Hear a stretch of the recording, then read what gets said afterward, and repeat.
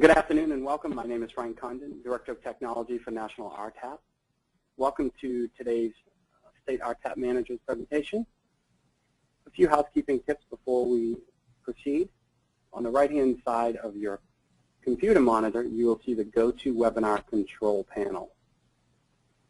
Hanging off the left, you should see a small little arrow. If you click on that arrow, it will minimize your control panel and place it along the right-hand side of your computer monitor.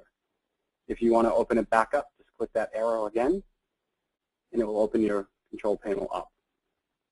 At the end of the presentation, we're going to open the phone lines one at a time for questions, or if you prefer, within the control panel, you'll see a section called Questions. You can type your questions in that area, and we'll ask them out loud and answer them. Also, when you get ready to ask a question at the end, you'll see a little icon with a little hand. Please click on that. That will indicate to me, the moderator, that you would like to ask a question. I will unmute your phone, and you can ask your question. Please address the specific state that the question is for, and then once it's been answered, I will mute you and go on to the next call. Without further ado, I'd like to introduce Patty Monahan, the Executive Director for National RTAP. Thank you, Frank. And welcome, everyone. We're glad you could join us this afternoon. This is the first in a series of webinars that we'll be hosting for RTAP managers. And we think you're really going to be interested in the information we present today. We have representatives from 5 different state RTAP programs who will be talking about driver training and general training programs in their state. We're going to hear from the RTAP managers in Pennsylvania and Minnesota who will talk about their training programs. And then we'll hear from a university transportation center, a state transit association, and a consultant team who all have responsibility for the RTAP program in their states. After all of the presentations, as mentioned, we'll be opening up the floor to questions. And we'll run through that raise your hand procedure at the time so you can hear that again once we get into the question section. Next slide, please. I just want to give you a very brief background about why we're here today and why we're doing this. We had gotten a suggestion for some periodic networking sessions for RTAP managers hosted by National RTAP a couple of times. And when we surveyed RTAP managers last summer to find out about their programs, we asked about the level of interest in a regular conference call or webinar, and there was a great deal of interest expressed. So we held a webinar on March 3rd to do a little planning and find out what the RTAP managers were interested in hearing about in these networking sessions and how they would like the information to be presented. So we are following the preferred format in this webinar today. And with that, I think I will turn it over to our first speaker, who is Bob Sharp, Chief Rural and Inner City Division at Penn Bureau of Public Transportation. Bob? Thanks, Patty. Today I'm going to talk a little bit about our award-winning Transit Score program, which started out as the Penn Score program. I also want to say that we contract with our state association, PPTA, to handle our training through what we call our Penn Train program. And over the years, we developed the Transit Score program, which is a train-to-trainer program.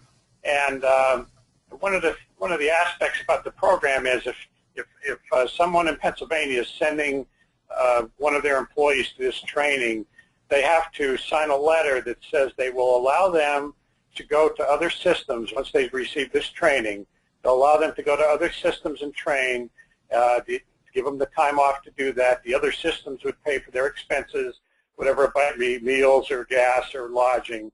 But that's one of the things we do with this. We make sure the people we train are allowed to go to other systems throughout the state. Next. Oh,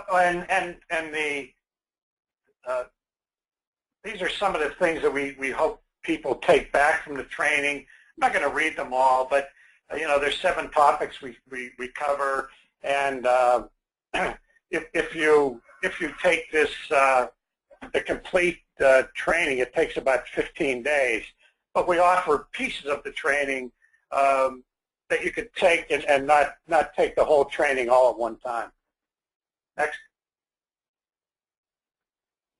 Some of the topics we cover: advanced passenger assistance, conflict avoidance, advanced defensive driving, X-ray,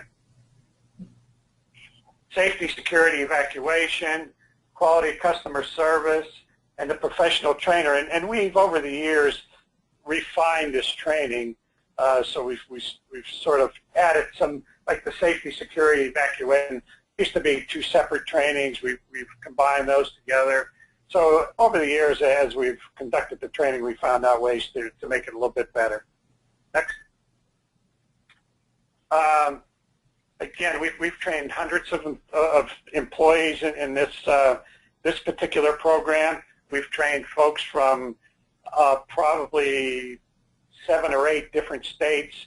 A lot of people come from New York, Maryland, Virginia. We've had South Carolina, Alabama. We've had people from all over, so it's a great program. Also, just to mention some of the other things we do in our Penn Train training program, we sponsor NTI courses here in the state. We're having a DBE course this month at State College that we're sponsoring. We did an NTD course in the fall. We do a lot of board training for people because we found out that boards really need to be educated on what their role should be. We have a professional supervisors training that we won a National RTAP award for in 2009, and we do maintenance trainings, and they're just some of the things we do. So I'll be glad to answer questions when we're finished. Thank you. Thank you, Bob. Next up is Sarah Lenz, Greater Minnesota Public Transit Coordinator with the Minnesota DOT. Sarah? Hi there. We do a lot of the same things that Bob already mentioned, such as we sponsor participation at NTI workshops, our annual transit conference, our bus rodeo, etc. We do a lot of that, but I'm only talking now about how we're doing driver training in Minnesota. We administer it directly out of our office, and we recruit senior drivers from amongst eligible recipients. Senior is not age-related. Senior means somebody with a long years of experience, plus the willing to do the kinds of training and the ability. The sub-recipient organization must endorse the driver's application and allow time off for train the trainer classes and other special meetings that we have periodically. But otherwise, the training is usually happening on the weekends, so it's not interfering too much with the work responsibility. We have a little odd thing in Minnesota, which is public transportation is governed by one set of statutes, which are pretty straightforward about what public transportation is. I imagine they look like most people's statutes. Then we have a separate set of non-emergency medical transportation, known as special transportation service, and this has a different set of statutes and rules, mostly centering on safety and training and some ADA access, and it is part of commercial vehicle operations, which is a different part of MnDOT. The curriculum is extremely specific in STS, and it requires passenger assistance training at least 8 hours, defensive driving 4 hours, something we're calling maltreatment awareness, but is called abuse prevention. In other words, recognizing issues with abuse. Oh, I'm sorry, you can go ahead and use the next slide. I jumped ahead. Okay, and then we have a required 4-hour driver refresher, and then in addition to that, every 3 years a special transportation service driver needs to have an additional 7 hours. We don't offer first aid because people can usually get that. That's another STS requirement. Now, our RTAP program is it's built around what the requirements are for STS. Some of our public transportation systems choose to certify that way because they're doing some non-emergency medical transportation. Some of them just like the rigor of having the special rules and the annual inspections. So we train to that standard with the exception of the first aid. Now how we do the train the trainer, which is the slide you're looking at now, is we offer it about every other year. Using passenger assistance, using the CTA PASS curriculum, We've tried to use other curricula, but we have found that CTAA is the one that, that our customers and our trainers are used to having, and it's working well for us. I'll say a little bit more about that when I'm done with this slide. Defensive driving, we're simply using the National Safety Council Coaching the Van Driver 3 curriculum, and we're getting our trainers certified through the National Council. And then maltreatment awareness uses a MnDOT developed curriculum. That's the state-specific requirements that we have. And I believe we already have that. We have that, Allison made it more generic, and I think it's up on the National RTAP website. And I do the trainer on that one. And then driver refresher uses a 4-hour outline that was developed by one of our trainers. Now, I wanted to go back. Okay, I wanted to say something else about the passenger assistance. What else? Oh, yes, we did try other people's curriculums, and that didn't work out. Okay, next slide. All right, contract trainers versus in-house trainers. We like to make sure that there's always good training going on in any of our transit systems, but obviously some of our systems are very small, only 3 or 4 people, and so they can't have their own in-house trainer. We provide the Train the Trainer program to both people who we're going to hire out to do it elsewhere for those small systems, and for people that want to retain their certification to stay inside their own organization and just train there. So once they've completed the Train the Trainer, they may choose to contract with MnDOT, and the in-house trainers aren't offered these contracts. Now, the trainers get a small annual agreement, which is kind of a professional technical contract, and we can go up to $3,000 on that per year because that keeps us in the, I think that keeps us in the micro purchase category. So they draw down on this for their teaching fees and their travel expenses. And in exchange for being paid for all of this, they do agree to travel to the other transit systems and provide the training. They excuse me. They where was I going with this? I'm sorry. Oh, we try to keep it when we schedule it to make people not have to drive hundreds and hundreds of miles. But Minnesota's pretty large, and sometimes we have to send people pretty far afield. Okay, next slide. Now this is how we've been spread. We used to have people come to MnDOT offices, and we would publish that ahead of time. Come here if you want the training. And we were experiencing declining participation. So a few years ago, the host agency program was started. And we have transit systems that apply to host classes in their facilities, and they must have a training room and the appropriate AV equipment. And I'm sure you've noticed that the standard on AV equipment is going up, up, up every year. They need to have a garage so that when they're practicing the wheelchair securements, people aren't either standing in the snow, the rain, or under the sun beating down. The host agency must promise to have at least 3 of their own drivers in the class, and they have to allow us to recruit drivers from other systems. And the host agency is asked to supply refreshments. We have found that when we started getting chintzy on the refreshments, we'd send people out to lunch and they wouldn't come back. And we've studied this quite carefully, and based on what we were giving for RTAP reimbursements versus what we can do when we cater it in, we're acres ahead on the catering in. So I would recommend that. Next slide. Okay, we developed the schedule. Oh, I just went on screensaver. Okay.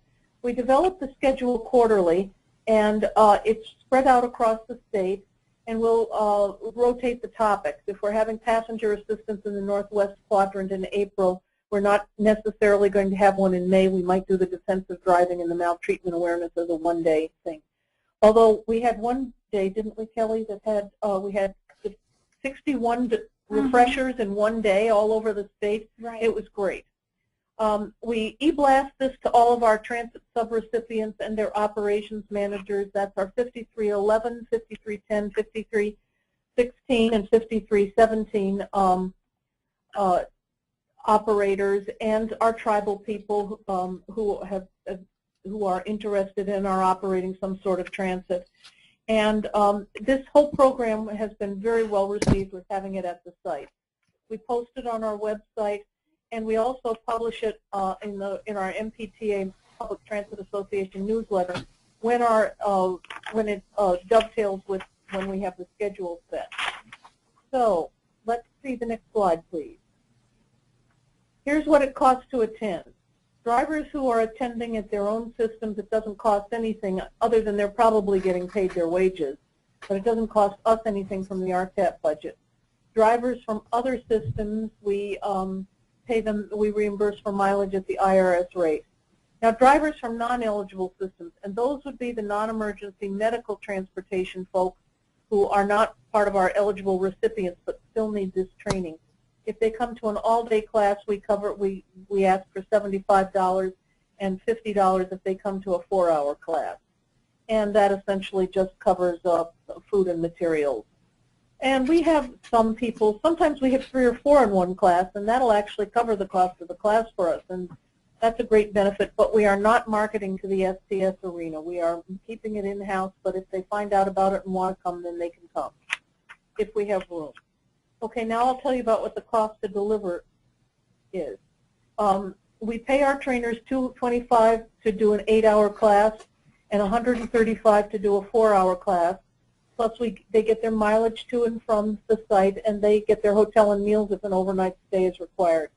Then we have those expenses with the host agency for the lunches on the 8-hour classes and some of the driver mileage reimbursement. So on the average, our cost to deliver an 8-hour class is less than $500. We found this very effective, and we're intending to expand our program in the future. That's it for Minnesota. Thank you, Sarah. Next, we'll hear from Florida, and the RTAP manager at Florida DOT is Mike Wright. But today, Jay Goodwill and Amber Reed from Qatar will be talking about the training program in Florida. Okay.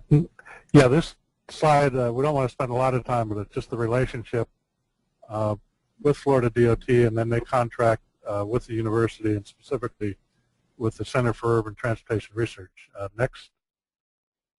This just provides a brief overview of what Qatar, as we call it, is. We do a lot of things. We have about 100 employees, about 50 faculty or research faculty, and the rest are students and staff. And next slide, please. This is the group, Transit Training Technical Assistants, where Amber and I and approximately 15 of those 100 people work. And these are the major 4 divisions. I just want to give you an idea that we're involved in a lot of things in addition to RTAP and the training. And then focusing on the upper left-hand corner, the transit training is where the RTAP program is hosted, but we also take advantage of other contracts we have with the state and relations we have with the Transportation Disadvantage Commission and the Florida DOT and the Florida Public Transportation Association, where we do try and do a lot of training at their workshops and annual conferences as well. Next. Amber, are you going to take over? Sure. So we wanted to outline for you what some of the key program activities are for the Florida RTAP program, of course training being our #1 priority. We also provide short-term technical assistance, and we have an advisory group who directs a lot of the efforts and specifically the training that is offered through the RTAP program. We also have an RTAP website, a Florida RTAP website, where we post all of our trainings, as well as a resource library that's housed on that website as well. Additionally, we provide a quarterly newsletter where we promote a lot of our training classes. We have an email listserv. We also use that for our training courses. And we also have we provide an effort for training at the Florida Paratransit Rodeo each year. And we wanted to highlight for you this new effort that we're doing called Computer-Based Training Program. It's called CBT. We will be developing our first Florida RTAP CBT at the beginning of next year, entitled Disability Etiquette. FDOT has actually provided us some additional RTAP funding to develop this, and essentially what this will be is a open source, free information training course run on the computer, and it's completely self-paced, so somebody could simply log on and view it at will. Next slide. So we wanted to provide you also some of the sample RTAP training courses that we provide. If you can go back one. Oops. And back one more. Great. So some of the sample Florida RTAP training courses that we offer are strategies for managing paratransit service and costs. We also do a Florida paratransit driver qualification train the trainer program, a non-emergency stretcher transit program, managing the cost of ADA paratransit. We partner with the Transportation Safety Institute to offer the instructor's course in paratransit operator training. We also do quite a bit of work with scheduling and dispatching, and we are also hosting quite often the National Transit Institute's Advanced Mobility Device Securement Skills Development Workshop. Our goal here is to use existing resources that are already available out there, a lot of them offered by federal organizations like NTI and TSI, to bring those resources to Florida so that our participants can receive federal certifications of completion as well as state certificates of completion. All these courses are offered to our RTAP providers free and at no charge. Our philosophy with all of these courses is train the trainer and to offer them regionally. Next slide. There are a number of approaches that we have when we deliver our training classes. Most of them are traditional classroom training courses. They are offered regionally as often as we can do them. We do some webinars. We partner very frequently with several organizations that Jay already mentioned, like the Transportation Disadvantaged Commission, the Florida Public Transportation Association, and the rodeo as well, to co-host or co-pollinate, cross-pollinate, if you will, resources so that when all of our RTAP folks are at those facilities or at a conference, that we provide training to them as well. We also take the opportunity to cross-pollinate a number of other programs that are managed by Cutter, that are funded by the Florida Department of Transportation, regardless whether or not they're fixed route or paratransit specific. We utilize that cross-pollination technique so that we can certainly get more bang for our buck, if you will. There are certainly a lot of topics that are relevant to both areas, both fixed route and paratransit. Next slide. And that's a general synopsis of the Florida RTAP program. Here is some of our contact information. Thank you, Amber and Jay. Next, we'll hear from Angie Ham, who is Director of Programs for CASTA, the Colorado Association of Transit Agencies. Angie?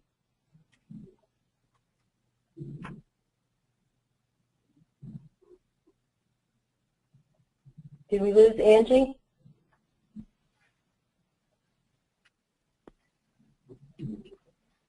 Patty, I can see her on the line. I don't know if she can hear us or not. We cannot hear her.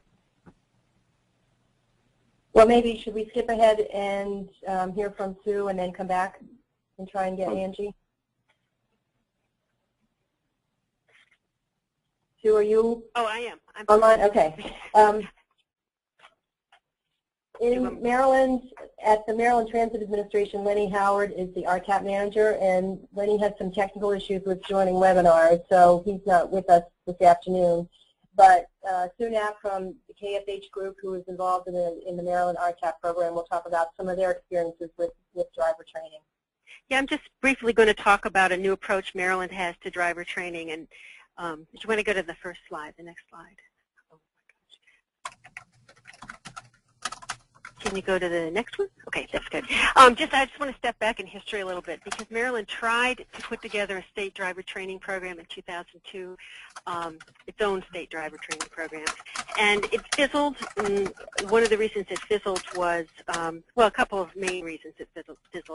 One was the state was reluctant to take on the liability of creating a driver training program and the liability of training drivers and certifying that they were competent. And then another thing was that because we're a private company and we're under contract, they really struggled with trying to find a place, an ongoing place to place the driver training program. You know, within MTA didn't necessarily want to take it on as their responsibility, and so they were looking for some kind of ongoing driver training program, an institutional place that they could put the driver training program. So for a number of reasons, it fizzled. So since then, the driver training program in Maryland has been, they supported driver training through scholarships at the transit scores Bob was talking about, during some conference training, some individual training sessions. And we really liked the idea of the Train the Trainer program and did a number of initiatives to implement some Train the Trainer programs. One of the things that we found, though, was that we would train trainers and then they would go back to their systems and there was no training going on at the systems. So last fall we started with a slightly different approach. So if you can go to the next slide. Back one.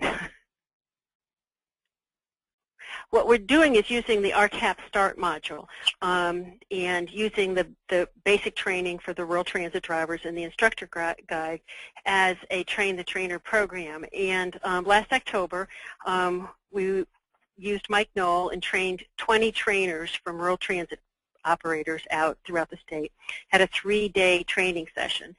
And then because we knew that there was that challenge of trying to get them to go out and actually be trainers in their own communities, since then Mike has been going out and providing coaching and mentoring on site to guide them through their first training exercise. And then finally this fall we're going to bring them back together at a conference and kind of come full circle. But if you go to the next slide. Yeah, so the mentoring coaching is really what I wanted to talk about, because that's allowed the trainers to be successful when they've gone back to their own communities and to their own transit systems. In Maryland, we've identified some regional training sites, and the MTA has supported building some facilities and classrooms that can be training sites for like 2 or 3 of the rural transit operators. So there are these natural sites. And also now that there are some trainers, so it's actually improved the training skills of the trainers. They've gotten some confidence and also built credibility. And also one of the things that Mike has done with them is to tailor the START materials can be tailored many different ways. So it's allowed him to go on site and to tailor the START materials to their training style, and then also what they need within their community. So it's allowed more drivers obviously to be trained, because they're going out and the trainers are now comfortable training within their communities. But also from the state's perspective, there have been no development costs because the START program was there, and National RTAP provides the material, so there are no material costs at all or prep costs. So basically all that Lenny has to pay for is Mike's time to coach and mentor and go out on site. Although I would say that last bullet, in spite of that, in spite of the fact that there is no cost to the systems, it's been difficult to get some of the systems to participate and to buy into the program. So that's one of our challenges going forward. So that's it from Maryland's perspective. Thank you, Sue. Can we see if we can get Angie? Can we hear Angie? No, I can't. Angie, we can't hear you. Give her 1 second. Go ahead.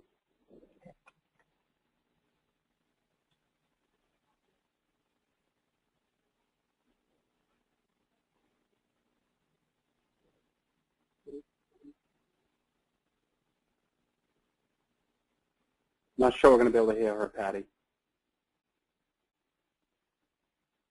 She wrote a message that said she was going to try picking up the handset. Yeah, she's talking, but we're not hearing her.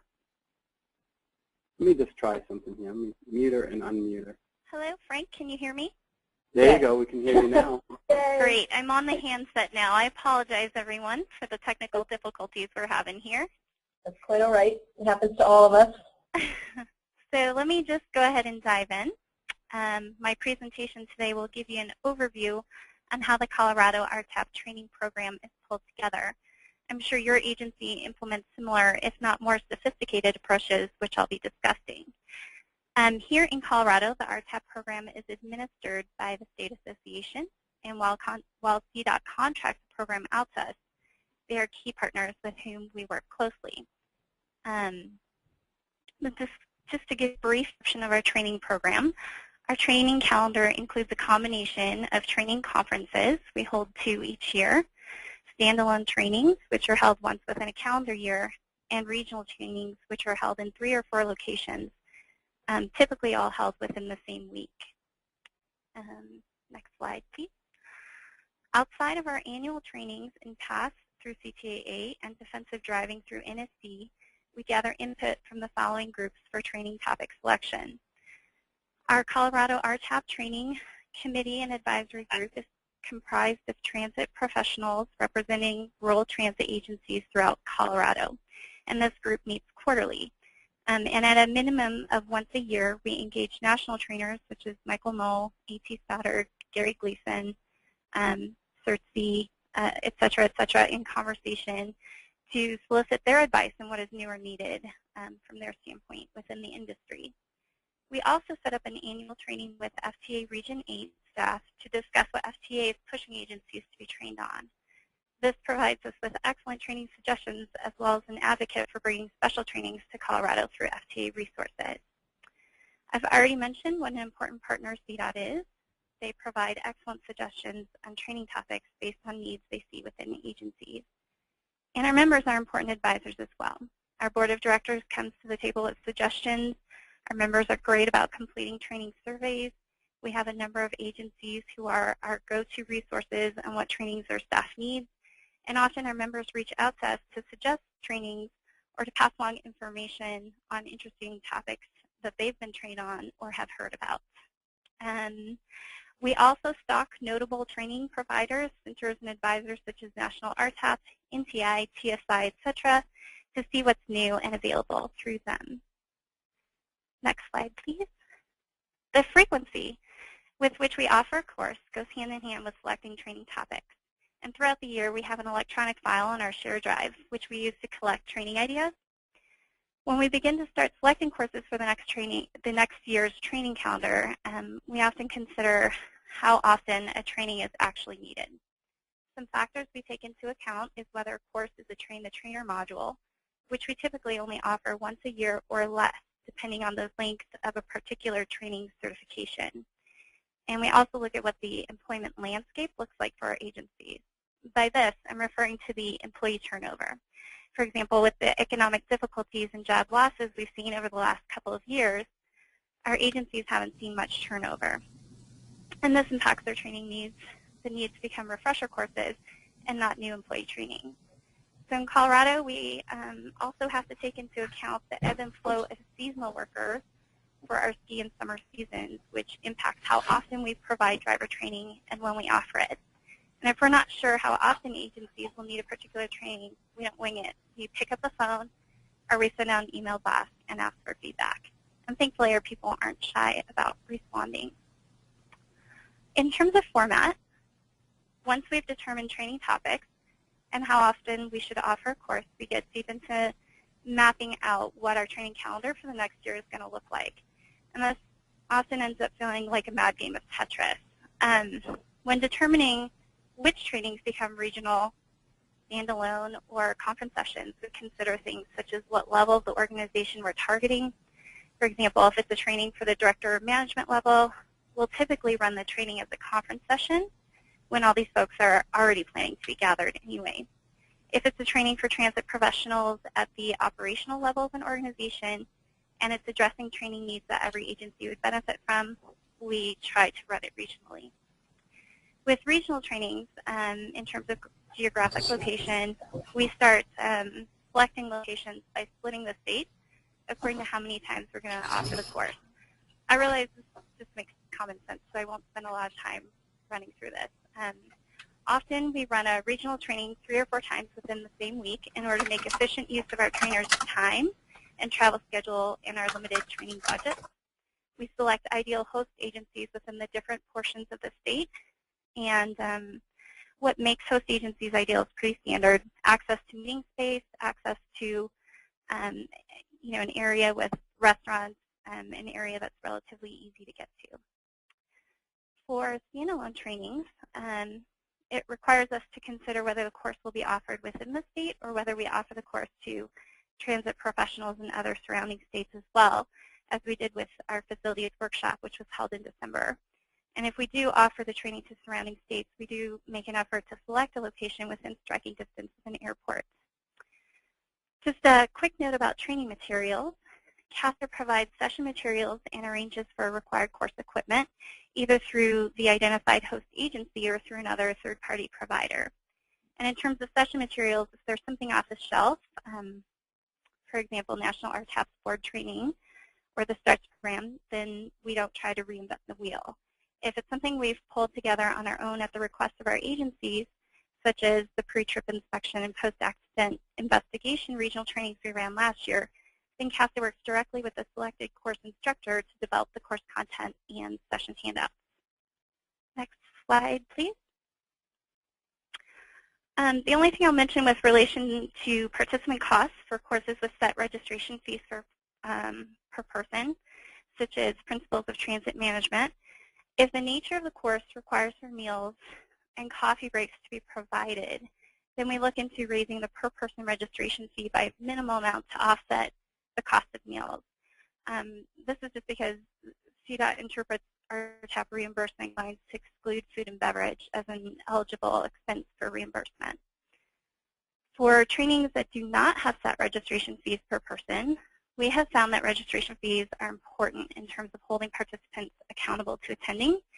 In years past, when we haven't charged registration fees, it was a bit of a crapshoot as to who would actually show up.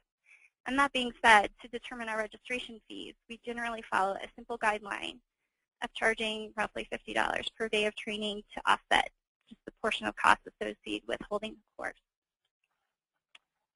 Next slide, please. So with our top challenges, I did mention that putting our training calendar together was like navigating our way through a game of Tetris. And scheduling is a big part of this. Through surveys, we attempt to map out days of the week that our agencies find to be most ideal to send employees to training. And then we ask, we pray, or we ask, good souls to chant favorable incantations to allow for instructor availability to align with what is most convenient for our agencies. Another top challenge is funding. And I recognize I'm stating the obvious when I mention that funding is a challenge, so I won't take too much time to expound on that, which we all struggle with. The only note I'll make is that we're careful to consider budgets of agencies during our strategic planning for our training calendar, meaning that we may run more regional trainings to take courses out to our agencies versus asking them to incur the expense travel as well as being short on employees who attend. So we're also careful to plan out not only our training program funds, but we also try to be pretty strategic about how we choose to allocate our training scholarship funding as well. And then with regards to registration, I don't fully understand why registration is one of our top challenges. I suspect it's because our agencies are overextended, doing more with less. We often know that agencies plan to register for trainings, but they never actually seem to get to it unless we extend personal limitations in the forms of begging, cajoling, threatening public embarrassment. So we get pretty hands-on in terms of managing the registration process. And with that, let me move on to talking about marketing. CASA doesn't do anything wildly original with regards to our marketing. We utilize our website, newsletters, e-newsletters, targeted mailings, postcards, and also benefit from word of mouth between agencies and partner organizations. I will admit that we toe the line of what is commonly agreed upon as traditional professionalism in our marketing to try and tap into the fascination people have for watching train wrecks. We've found that sometimes just a touch of the bizarre gets people to wait and watch for whatever we come up with next. With regards to our results, next slide please. We're really proud of the results we're seeing, and the pride doesn't come because we think we're the bomb, but basically because we recognize it took a village to achieve them. It's through the support of partners such as FTA, CDOT, our member agencies, National RTAP, and other experts that we're able to run the program that we do. Last year, as you can see from the numbers listed in this slide, there were 332 transit professionals trained through our training program. I'm actually going to clarify that for a minute. It's actually 332 seats that were taken in our trainings. I realize that there may be some people who have gone to multiple trainings, so I just want to clarify that.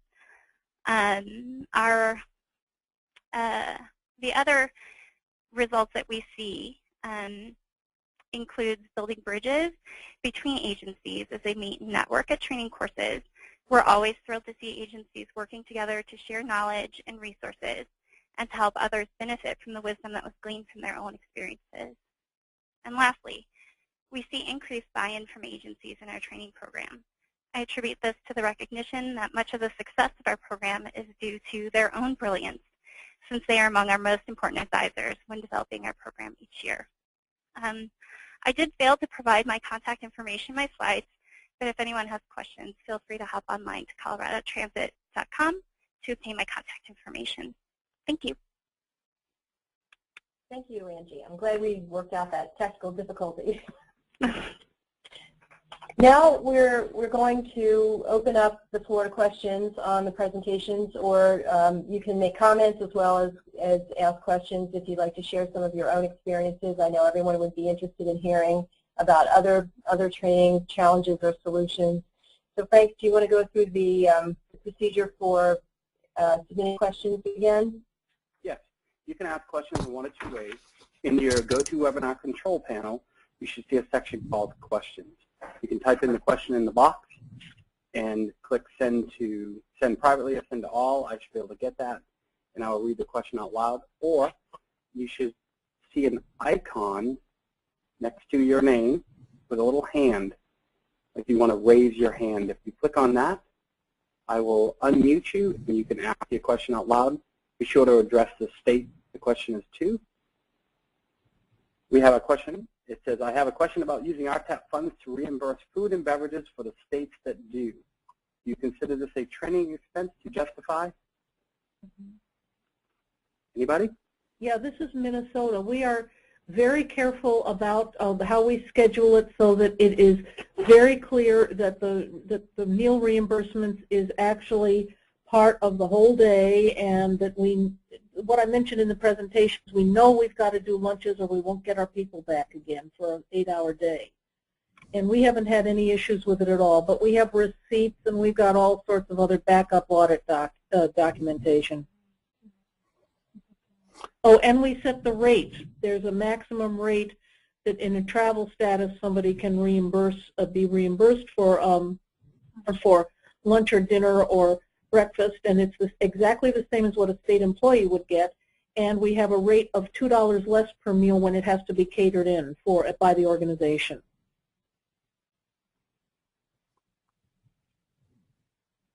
This is Jay Goodwill from Florida, and we really don't do any food. We typically, either the host property or we here at the university will provide coffee and light refreshments. But lunch is on people's own, and the only exception would be that when we piggyback with the bigger workshops or conferences, meals are usually put there as part of their registration fee. But the RTAP program generally in Florida does not reimburse for, or does not include food, and then we also don't charge registration fees as well. This is Bob Sharp in Pennsylvania. We pay for the trainers with our RTAP money. We charge $95 a day for students, and that includes paying for the meeting room, lunch, and breaks. So the RTAP money is only used for the training itself.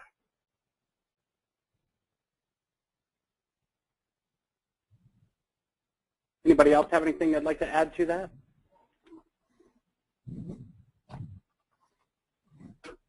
Are there any other questions on the floor that I can ask out loud or that you would like to ask yourself? I have a question for Bob. Can you talk a little bit more, Bob, about how the training program is shared by the 3 states that are participating in Penn Train? Well, years ago, actually when I was managing a transit system in Pennsylvania before I worked for PennDOT, the 3 states got together and formed a regional RTAP group, and it was Virginia, Pennsylvania, Maryland, and they did that to obviously save money, where we could provide trainings, and you know, students from the 3 states could get together and take the trainings, obviously share information, which was great. I attend. As a matter of fact, I'm a Penn Score graduate. I'm the only PennDOT employee that's graduated from the Transit Score course, and that's when I was managing a transit system. But we did get together. We've just been talking about it recently. It hasn't been as strong as it used to be, and I think we're going to look to kind of get back together and make that bond a little stronger again, because it worked out very well. We got to share expenses and get a lot of people trained for a lot less money than it would have cost if we did it individually.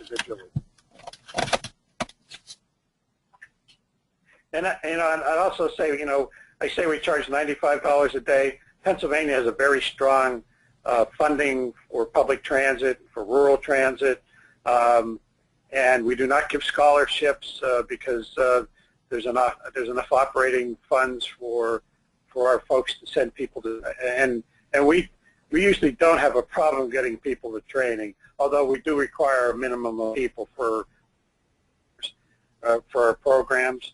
And again, I'd like to also say, agree with Angie that we work very closely with our state association. I mean, we don't just contract with them and let them run the program. I mean, we are you know, really partners with the state association. We work hand in hand to provide this training. Thank you. Patty, I have another question on the floor. How do you handle the registration fees? Where do you deposit those funds?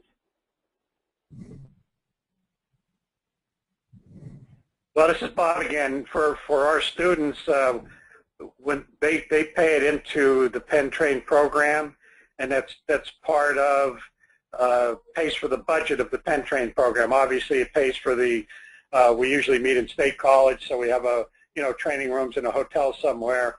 So this $95 goes into the Penn Train budget, and Penn Train pays for the rooms, the lunches, the breaks, all that. That's where that money goes, and that's what it's used for.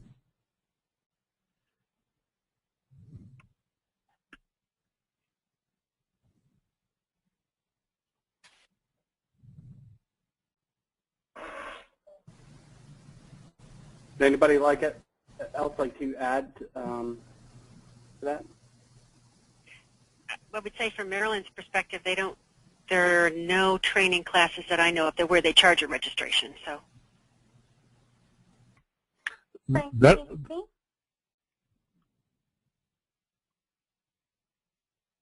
would be the same in Florida. If there is a fee, we have a problem within the university to account for that. Quite often, if something special came up and we needed a registration fee, we would probably go to the State Transit Association and have them sponsor it, and then be the receipt of the registration fees. They're a private nonprofit, and we can avoid some of the, the prohibitions that we would have here at the university. I thought it was interesting. This is Sue in Maryland again. That was interesting. I think it was Angie saying that there was a big advantage to having a registration fee, because we have a hard enough time getting people to register without the registration fee. This is Jay again at Florida. At times because it was free, people would register and not attend. And we've started, both for the RTAP and other training programs we do, we make it very clear that, we ask you to let us know if you can't attend, but a repeated behavior will first put that individual on a waiting list as opposed to being registered, and then second, we'll start dealing with the agency itself, and that's done a lot to correct the no-shows. Or maybe we need a registration fee for not attending. A penalty fee. Yeah. Okay. I'll also add to what Jay said. We are also requiring on a lot of our registration forms now that the supervisors sign it, and I don't know if that has something to do with it or just times are tough and people are now, when they're registering for a class, actually showing up. I know our no-show rates have gone down quite a bit. Okay, we have two things that we've done in Minnesota that have worked pretty well. One, for a long time, we have sponsored and provided scholarships for transit operators to go to our annual state transit conference. And what they have to do, and it works the same way with our bus rodeo, in which we're in the second year of having it operated by the State Public Transit Conference. The person who's registering for the class has to front-end their registration fee out of their agency fees to pay for the participation in either the rodeo or the public transit conference. And then they don't get reimbursed by us unless they've actually gone to the conference. So there is some agency incentive at the front end to make sure the person attends. And we don't refund either after a certain date. So there's a good way to attend on that. And then with the driver training, we have maybe 5% sometimes people don't show up, but it's very minimal that we don't have people showing up at the driver training where there is no registration.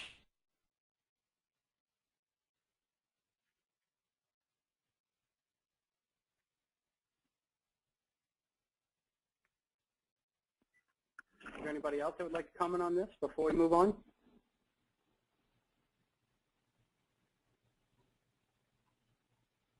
Okay, Patty, there are no more questions in the queue. Okay, everyone, this is your last chance to raise your hand if you'd like to ask a question. Otherwise, we're going to go on to a quick poll to determine the topic for the next RTAP Manager webinar. So, last chance to ask questions. Looks like we don't have any more questions. So, we're planning the next webinar in this ongoing series to be August 4th. During our planning webinar, we settled on a quarterly schedule, and we're trying to aim for the first Thursday in a month in each quarter to be on a kind of regular schedule. And we asked during that March 3rd webinar what some of the topics that people would be interested in were, and we got a list. Training challenges and solutions was one topic. That was one of the highly rated topics, so that's why we picked driver training programs to talk about today.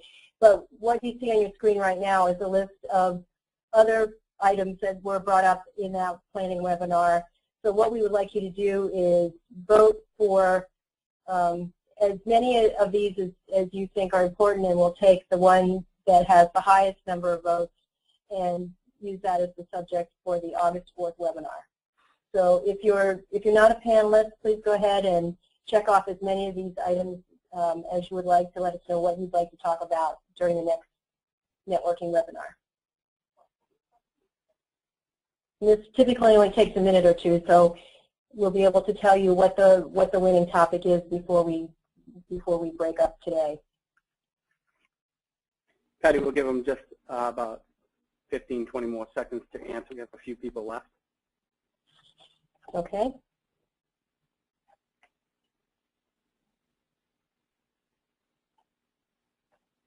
I'll close it in 10 seconds. Please select the ones that you'd like.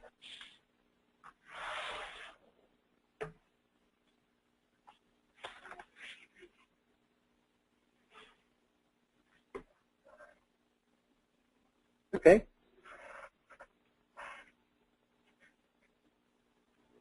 So it looks Patty, like can you read the results?